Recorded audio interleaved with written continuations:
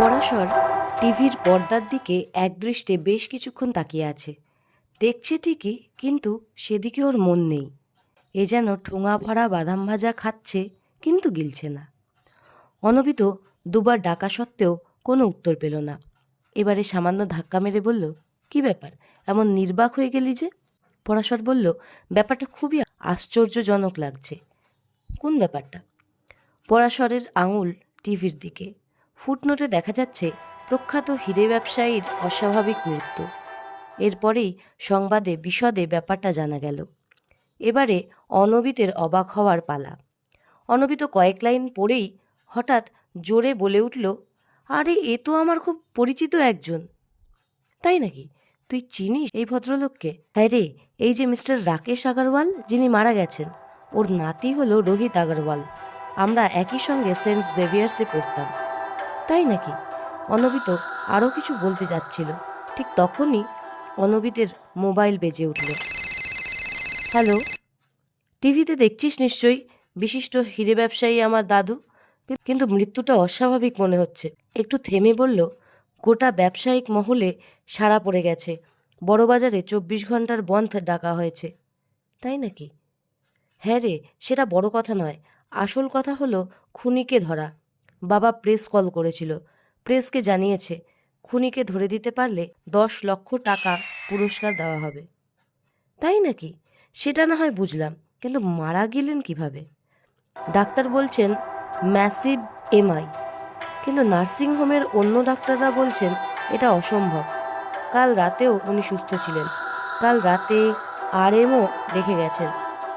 দাদু তখন দিব্যি সুস্থ। আজই ডিসচার্জ করবেন বলেছিলেন। তোর দাদু নার্সিংহোমে ভর্তি ছিলেন?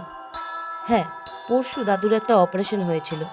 দাঁতে প্রবলেম ছিল, বাড়াবাড়ি কিছু ছিল না, মাঝে মাঝে ভোগাচ্ছিল। ডেন্টিস্ট বলেছিলেন ছোট্ট অপারেশন করিয়ে নিলে প্রবলেম অনেকটাই কমে যাবে।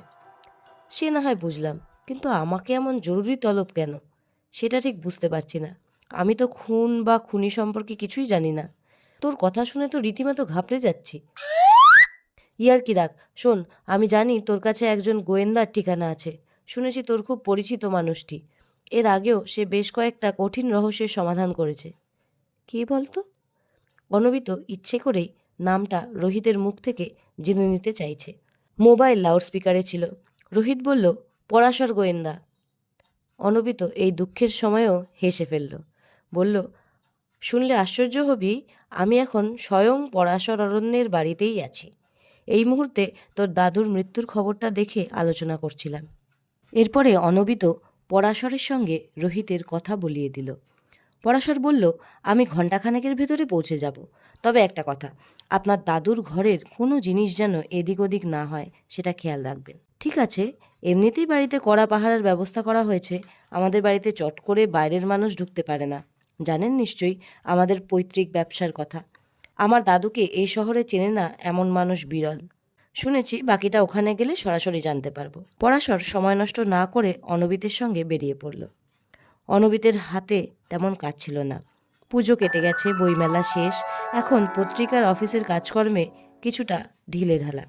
তাই সেদিন রবিবারে পরাশরের ফ্ল্যাটে গল্প করতে এসেছিল। দক্ষিণ কলকাতায় বাড়ি হীরে ব্যবসায়ী রাকেশ আগরওয়ালের। 4 পুরুষের ব্যবসা ওদের। বাড়ি তো নয়, প্রাসাদ। বাড়িটা কিনেছিলেন একজন গুজরাতি ব্যবসায়ীর কাছ থেকে। 1.5 বিঘে জমির ওপরে বাগান বাড়ি। যাই হোক, পরাশর গিয়ে দেখল বাড়ির সামনে পুলিশ টহল দিচ্ছে। গেটের সামনে 2 সশস্ত্র রক্ষী, শক্ত চোয়াল, বাজ পাখির নিশানা চোখে। অনবিত রোহিতকে ফোন করলে রোহিত এগিয়ে এসে অনবিত আর পরাশরকে নিয়ে গেল। ড্রয়িং রুমে বসে রোহিত জানালো, দাদু কিছুদিন দাঁতের ব্যথায় কষ্ট পাচ্ছিলেন। ডাক্তার খাস্তগির দেখছিলেন, আমাদের ফ্যামিলি ফিজিশিয়ান বলা যেতে পারে। উনি বললেন একটা ছোট্ট অপারেশন করলে যন্ত্রণা কমে যাবে। দাদু কিছুতেই রাজি হচ্ছিলেন না। তার একটাই কথা, অপারেশন বাদে ওষুধ বা ইঞ্জেকশনে যদি কিছু করা যায়। ডাক্তার খাস্তগির সেদিন বিরক্ত হয়ে বললেন, এটা আমাদের লাইনের ব্যাপার। আপনি আমার কথা শুনবেন নাকি আমি আপনার কথা মতো চিকিৎসা করব? এই নিয়ে দুজনের মধ্যে জোর তর্কাতর্কি বাধে। এ প্রসঙ্গে একটা কথা বলি, ডাক্তার খাস্তগির হলেন বাবার বন্ধু। গোটা ফ্যামিলির সঙ্গে দারুণ হৃদ্যতা। আমাদের বাড়ির প্রত্যেকে ওকে খুব শ্রদ্ধা করে। যাই হোক, ডাক্তার খাস্তগি নিরুপায় হয়ে দাদুকে ওষুধপত্র দিলেন, কিন্তু উন্নতি কিছুই হলো না। অগত্যা অপারেশনের জন্য বাবা দাদুকে নার্সিংহোমে নিয়ে যান। গত পরশু দাদুর অপারেশন হলো, আর আজ ভোরে দাদু মারা গেলেন। সবই তো শুনলাম, কিন্তু মৃত্যুটা রহস্যজনক মনে হচ্ছে কেন? দাদু মরে যাওয়ার আগের মুহূর্তে খুব তাৎপর্যপূর্ণ একটা কথা বলে গেছেন, যেটা রীতিমতো সন্দেহজনক। কিরকম? দাদু মারা যাওয়ার আগে নাকি দুটো শব্দ উচ্চারণ করেছিলেন, ওপেন হাইমার ব্লু। কথাটা বলতে বলতেই উনি মারা গেলেন। আপনারা কিভাবে জানলেন? সেই সময়ে সিস্টার অতসী উপস্থিত ছিলেন। তিনিই জানিয়েছেন বাবাকে। দাদুর মৃত্যু সংবাদ পেয়ে বাবা দ্রুত নার্সিংহোমে গেলেন। তখনই কানাঘুষ হয়ে নানা কথা তার কানে এসেছে। বাবা অন্যান্য ডক্টরের সঙ্গে কথা বলে বুঝতে পারলেন মৃত্যুটা রহস্যজনক। পরাশরের চোখ দুটো ক্রমে বিস্ফারিত হয়ে যাচ্ছে কথাগুলো শুনতে শুনতে। অনবিত পরাশরের মুখের দিকে তাকিয়ে বলল, কি বুঝলে? পরাশর দীর্ঘ একটা শ্বাস নিয়ে বলল, আমি একবার আপনার বাবার সঙ্গে কথা বলতে চাই। ঠিক আছে, চলুন। বারান্দা ধরে 4টে ঘর পেরিয়ে রোহিত বাবার ঘরে ঢুকল। পরাশর লক্ষ্য করল ভদ্রলোক শোকাচ্ছন্ন। ঘরে রোহিতের মা এবং আরও কয়েকজন উপস্থিত ছিলেন। রোহিতের বাবা রোশন আগরওয়াল ফোনে খুব ম্রিয়মাণ গলায় কথা বলছিলেন। কথা শেষ হলে কিছু সময় পরে রোশনবাবু মুখ তুলে বললেন, বলুন, কি জানতে চান? ততক্ষণে ঘরে বাকিরা সরে গেছেন। রোহিত, অনবিত ছাড়া আর কেউ নেই। পরাশর বলল, আপনাদের তো হীরের ব্যবসা শুনলাম। ঠিকই শুনেছেন। আপনার বাবা এর মধ্যে বিদেশে গিয়েছিলেন? এর মধ্যে বলতে? 2-3 বছরের মধ্যে। 2-3 বছর কেন, প্রতি বছরই তো ওকে বাইরে যেতে হতো। ইন্টারন্যাশনাল মার্চেন্ট কনভেনশনে ডাক পড়লে যেতেন। তাছাড়া অন্যান্য কাজকর্ম থাকতো। আমি এদিকটা সামলাতাম আর বাবা বাইরেটা। একটা কথা বলুন তো, আপনার বাবা বিদেশ থেকে কোনো দুর্লভ হিরে আমদানি করেছিলেন? রোশনবাবু হঠাৎ চমকে ওঠেন। পরক্ষণে সামলে নিয়ে বলেন, আপনাকে সত্যিটা বলতেই হচ্ছে। সেবার আমস্টারডামের একটা নিলাম কেন্দ্র থেকে বাবা নীল রঙের একটা হিরে সংগ্রহ করেন। খুবই দামি হিরে। হিরেটা নিলামে উঠেছিল। বাবা নিলামে হিরেটা জিতে নিয়ে আসেন। বাবার হাতে সেই দুর্মূল্য হীরের ফটো বিজনেস ইকোনমি জার্নালেও বেরিয়েছিল। এয়ারপোর্টে সিকিউরিটি ছিল। কলকাতায় ফিরেও রীতিমতো কড়া নিরাপত্তায় হিরেটা আনা হয়। যদিও এটা খুবই গোপন রাখা হয়েছিল। বুঝতে পেরেছি। সেটাই হলো ওপেন হাইমার ব্লু। সেটাই ছিল আপনার বাবার জিম্মায়। কিন্তু মারা যাওয়ার আগের মুহূর্তে তিনি হিরেটার নাম উচ্চারণ করে কি বলতে চাইলেন? পরাশরের কথা শুনে রোশনবাবু দ্বিতীয়বার বিস্ময় প্রকাশ করে বলেন, আপনি কোথা থেকে পেলেন এই তথ্য? সেটা কি আপনার জানা খুবই দরকার? না, মানে আপত্তি থাকলে বলতে হবে না। পরাশর কিছু বলতে যাওয়ার আগেই রোশনবাবু হাত দেখিয়ে থামিয়ে বললেন, বলতে হবে না। আপনি নিশ্চয়ই সিস্টারের মুখ থেকে জেনেছেন। না, সিস্টার কিছু বলেননি। আমি অন্য সূত্রে জেনেছি। পরাশর ইচ্ছে করে রোহিতের নামটা চেপে গেল। এটাই ভাবছি, কথাটা কে রটালো? রটনা ভাবছেন কেন? এটা তো সত্যি একটা ঘটনা। কথাটা সত্যি সত্যি বাবা বলেছেন নাকি সিস্টারের বানানো, কে বলতে পারে? এই ওপেন হাইমার ব্লু হীরের কথা নার্সিংহোমের সিস্টার জানবেন কোথা থেকে? পরাশর পাল্টা প্রশ্ন করে। রোশনবাবু কিছু বলতে যাচ্ছিলেন, কথাটা বলতে গিয়েও হঠাৎ যেন গিলে ফেললেন। সেটা পরাশরের নজরে এড়ালো না। রোশনবাবুর দিকে তাকিয়ে পরাশর বলল, সেই হিরেটা কি এখন আপনাদের কাছেই আছে? আমার কাছে থাকবে কেন? অত দামি জিনিস কি ঘরে রাখা যায়? তাহলে কোথায় আছে? দেখুন, আমাকে পরিষ্কার করে সব না জানালে আমি খুনি এবং খুনের রহস্য উদ্ঘাটন করব কি করে? আপনার বাবাকে সত্যি সত্যি খুন করা হয়েছে কিনা বের করতে হলে আগে এই হীরের রহস্যের সমাধান করতে হবে। বাবা ব্যাংকের লকারে হিরেটা রেখেছিলেন। কিছুদিন হলো হিরেটা পাওয়া যাচ্ছিল না, তাই বাবা খুবই উদ্বিগ্ন ছিলেন। পাগলের মতো আচরণ করতেন। হতে পারে সেই দুর্মূল্য হিরেটার জন্যই উনি খুন হলেন। আপনি একেবারে ধরেই নিলেন উনি খুন হয়েছেন? দেখুন, এটা আমার কথা নয়, ডক্টরের কথা। ব্যাংকের লকার থেকে চুরি হয়ে গেল কিভাবে? ওটা ব্যাংকের লকারেই রাখা ছিল। এ ব্যাপারে আপনি নিশ্চিত? তেমনই তো জানতাম। লকারের চাবি বাবার কাছেই থাকতো। আর বাকি দুটো চাবি থাকতো দুজন ম্যানেজারের কাছে। তিনজন একসঙ্গে না হলে লকারের দরজা খুলতো না। তাহলে কিভাবে সেটা মিসিং হলো? সেটাই তো চিন্তার বিষয়। হিরেটার কোনো ফটো আছে? রোশনবাবু কিন্তু কিন্তু করছেন দেখে রোহিত ওর মোবাইল থেকে একটা ফটো বের করে দেখালো।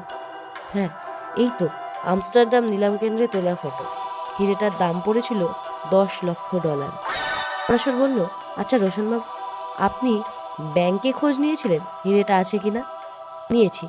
ওটা সত্যি সত্যি গায়েব হয়ে গেছে। কিভাবে সেটা সম্ভব হলো? ব্যাংকের ম্যানেজার বলছেন বাবাই নাকি ওটা একদিন তুলে নিয়ে এসেছিলেন। আপনি জানতেন না? না।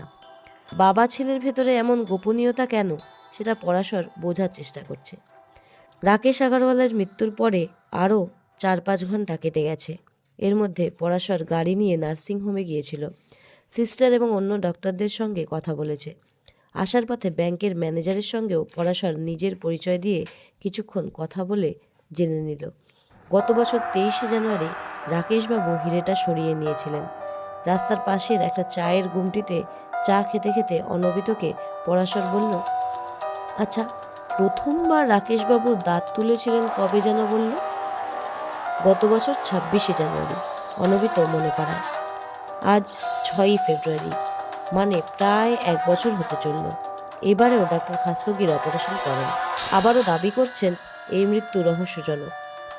বডি পোস্টমর্টেম করতে হবে। তাহলে তো বাড়ি থেকে বডি মর্গে নিয়ে যেতে হবে, সেখানে কাটাছেঁড়া হবে। দূরে একটা চিল পাক খাচ্ছে আকাশে, পাক খেতে খেতে নিচের দিকে নামছে। এবারে দ্রুত নিচের দিকে নেমে এসে একটা উঁচু বাড়ির ওপরে বসল। অনবিত লক্ষ্য করল পরাশর দূরে আকাশচুম্বী অট্টালিকার ওপরে বসে থাকা চিলটার দিকে তাকিয়ে কি যেন ভাবছে। মাত্র কয়েক মুহূর্ত। হঠাৎ দ্রুত চাটুকু শেষ করে পরাশর বলল, চটপটায়, দেরি করলে পাখি উড়ে যেতে পারে।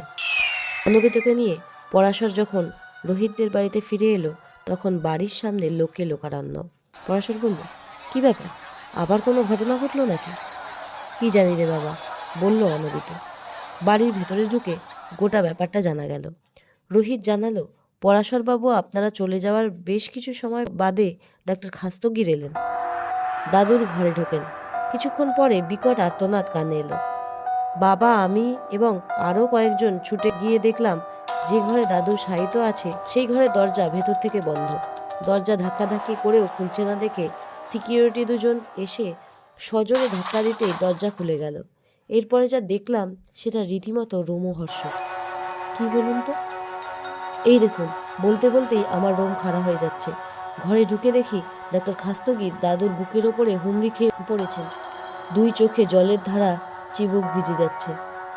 রোহিত বলল, দুজনের কেমন দহরম মহরম ছিল জানেন? যাকে বলে একেবারে হরিহর আত্মা। কাছে গিয়ে দেখি ডাক্তার খাস্তগিরের গলা জড়িয়ে ধরেছে দাদু। মানে? অনবিত চমকে ওঠে। মৃত ব্যক্তি কিভাবে গলা জড়িয়ে ধরতে পারে? তার মানে কি উনি জীবিত? কথাটা শুনতে শুনতেই পরাশর ছুটে গেল সেই ঘরে। পেছনে অনবিত, রোহিত এবং কয়েকজন পুলিশ। পরাশর ঘাড় ঘুরিয়ে ঠোঁটে তর্জনী চাপা দিয়ে চোখের ইশারায় এগিয়ে আসতে বলল। অনবিত বলল, কি ব্যাপার? রোহিত কৌতূহলী। পরাশর রোহিতের দিকে তাকিয়ে বলল, আপনার বাবাকে তাড়াতাড়ি ডাকুন। কেন বলুন তো? ডাকুন, কথা আছে। রাকেশবাবুকে ডাকতে গেলে পরাশর অনবিতকে বলল, ডাক্তার খাস্তগিরের অবস্থা দেখো। কি বলো তো? বেচারা। ততক্ষণে রোশনবাবু চলে এসেছেন। পরাশর ইশারায় রোহিত আর রোশনবাবুকে আরও কাছে এগিয়ে আসতে বললেন। তারা আরও কিছুটা এগিয়ে যেতেই লক্ষ্য করলেন ডাক্তার খাস্তগিরের 2 চোখ বিস্ফারিত, নিষ্প্রাণ শরীর, মাথাটা সামনের দিকে ঝুঁকে পড়েছে। সকলেই বিস্মিত এবং আতঙ্কিত। ডাক্তার খাস্তগির মারা গেছেন? রোশনবাবু অস্ফুটে বলে ওঠেন। পরাশর উপস্থিত মানুষগুলোর দিকে তাকিয়ে একটা মাত্র শব্দ উচ্চারণ করল, রাইগার মর্টিস। মারা যাওয়ার পরেও কামড় দিতে ভুলেননি। কিন্তু কেন? পরাশর বলল, এটা একটা লম্বা কাহিনী। তাহলে খুব মন দিয়ে শুনুন। রাকেশবাবু অমন দুর্মূল্য হিরেটা এদেশে আনার পরে মহা দুশ্চিন্তায় ছিলেন। সর্বক্ষণ মনে হচ্ছিল হিরেটা এই বুঝি হাতছাড়া হয়ে যায়। ব্যাংকের লকারে রেখেও সন্দেহ যাচ্ছিল না। ম্যানেজারদেরও বিশ্বাস করতে পারছিলেন না। কে বলতে পারে তার কাছে যে চাবিটা আছে তার ডুপ্লিকেট চাবি এদের কাছেও রাখা আছে কিনা। তখন উনি মনে মনে একটা উপায় স্থির করলেন। একদিন খাস্তগিরকে ডেকে তার মনের কথাটা ব্যক্ত করলেন। সেই মতো কাজ হলো। দাঁতের অপারেশনের নাম করে ব্যাংক থেকে সেই হিরেটা এনে মারির দাঁতের গহ্বরে ঢুকিয়ে রাখলেন। বেশ কিছুদিন নিশ্চিন্তে ছিলেন, কিন্তু এরপরেও তার সন্দেহ গেল না। অপারেশনের সময় খাস্তগির সত্যি সত্যি আসল হিরেটা দাঁতের গহ্বরে বসানো কিনা তাতেও সন্দেহ ছিল।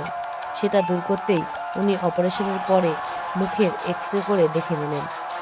এদিকে ডাক্তার খাস্তগিরও তককে তককে ছিলেন। তিনি এমনভাবে হিরেটা বসালেন যাতে কিছুদিন বাদে ঢোকায়। ইচ্ছে ছিল আর একবার অপারেশন করার সময় ওই মাপের একটা নকল হিরে সেই জায়গায় বসিয়ে দেবেন। কাজটা প্রায় করেই এনেছিলেন, কিন্তু বাদ সাধলো ছিল। রাকেশবাবু স্থির দৃষ্টিতে তাকিয়ে আছেন পরাশরের মুখের দিকে। পরাশর বলল, তাহলে এই হীরের কথাটা জানলো তিনজন, রাকেশবাবু, রোশনবাবু আর ডাক্তার খাস্তগির। পরশু অপারেশন থিয়েটারে রোশনবাবু উপস্থিত ছিলেন অপারেশনের সময়, তাই ডাক্তার খাস্তগির হাত সাফাই করতে পারলেন না। এ ব্যাপারে কি করবেন ভাবতে লাগলেন। এদিকে ডাক্তার খাস্তগির অন্য চাল চাললেন। জানিয়ে দিলেন এই মৃত্যু রহস্যজনক, যাতে পোস্টমর্টেম করা হয় এবং কাটাছেঁড়ার সময় ডোমকে ঘুষ দিয়ে ডাক্তার খাস্তগির হিরেটা সরিয়ে নকল হিরেটা বসিয়ে দেবেন। কিন্তু রোশনবাবু হঠাৎই সিদ্ধান্ত নিলেন তিনি পোস্টমর্টেম করাতে চাইছেন না। পারিবারিক কাহিনী শুনতে শুনতে রোহিত বিরক্ত হলো। সে একটু উষ্মা প্রকাশ করে বলল, এটা কিন্তু স্রেফ অনুমান। পরাশর বলল, এটা শুধু অনুমান নয়, এটাই সত্যি। আপনি এতটা শিওর হচ্ছেন কিভাবে যে ডাক্তার খাস্তগিরি হিরেটা গোপনে চুরি করতে চাইছিলেন? পরাশর বলল, তারও প্রমাণ আছে। তার জন্যে আপনাদের একটু ধৈর্য ধরতে হবে। এরপরে পরাশর এগিয়ে গিয়ে ডাক্তার খাস্তগিরের কোটের পকেট থেকে বের করে নিয়ে এলো কিছু টুল, একটা স্ক্যালপেল আর ফোরসেপ। হাতের মুঠোয় ধরা আছে একটা ছোট হ্যাচার, যেটা মাড়ির গর্ত চওড়া করতে ব্যবহৃত হয়, অর্থাৎ যার সাহায্যে দুই পাটি ফাঁকা করা যায়। সেটা তখনও কেউ খেয়াল করেননি। পরাশর বলল, ডাক্তার খাস্তগির যখন ডেড বডির মুখের ভেতর থেকে হিরেটা বের করার চেষ্টা করতে যান, তখন মৃতদেহের রাইগার মর্টিস শুরু হয়ে যায়। মৃতদেহ দুই হাত দিয়ে ঝুঁকে পড়া ডাক্তার খাস্তগিরের গলা সজোরে পেঁচিয়ে একেবারে শক্ত করে বুকে চেপে ধরে। এই অবস্থা থেকে ডাক্তার খাস্তগিরের নিজেকে সরানো খুব মুশকিল ছিল। নিজের পাপের শাস্তি তিনি নিজেই পেলেন। সব কথা শোনার পরে রোশনবাবু বললেন, তাহলে তো বাবা স্বাভাবিকভাবেই মারা গেছেন, কেউ ওকে মারেননি। পরাশর বুঝতে পারল খুন না হলে খুনিকে ধরার প্রশ্নই ওঠে না। সেক্ষেত্রে 10 লাখ টাকা পুরস্কার দেওয়ার কথাও নয়। পরাশর সেটা বুঝতে পেরে বললে, রাকেশবাবুকে খুন করা হয়েছে। কিভাবে? আজ ভোর রাতে ওর মুখ থেকে অক্সিজেন মাস্ক খুলে ফেলা হয়েছিল, তার ফলেই ওর হার্ট অ্যাটাক হয়। আপনি এটা প্রমাণ করতে পারবেন? পারবো, যথাসময়ে আদালতে সেটা পেশ করব। রোশনবাবু হাত জোর করে বলেন, পরাশরবাবু, এসব পারিবারিক কেচ্ছা যেন বাইরে প্রকাশ না পায়। বুঝতেই তো পারছেন, এতে আমাদের পরিবারের দুর্নাম হবে, ব্যবসারও ক্ষতি হবে। কিন্তু রোশনবাবু, আমাকে ডাকার আগে এটা খেয়াল করা উচিত ছিল। আমি একজন সত্যান্বেষী, সত্যিটা সকলের সামনে তুলে ধরাই আমার কর্তব্য। এরপরে আরও 4 মাস কেটে গেছে। আদালতে সিস্টার অতসী সাক্ষ্য দিয়েছে। সে নিজের চোখে দেখেছে ডাক্তার খাস্তগির সেই রাতে কেবিনেটকে নিজেই রাকেশবাবুর মুখ থেকে অক্সিজেন মাস্ক খুলে ফেলেন। সেই রাতে ওর শারীরিক পরিস্থিতির হঠাৎ অবনতি ঘটেছিল। পরাশর ওর ন্যায্য পুরস্কার হিসেবে 10 লাখ টাকা পেয়েছে। অনবিতকে জানিয়েছে আগামী মাসে যদি সম্ভব হয় ওকে নিয়ে হনুলুলু বেড়াতে যাবে।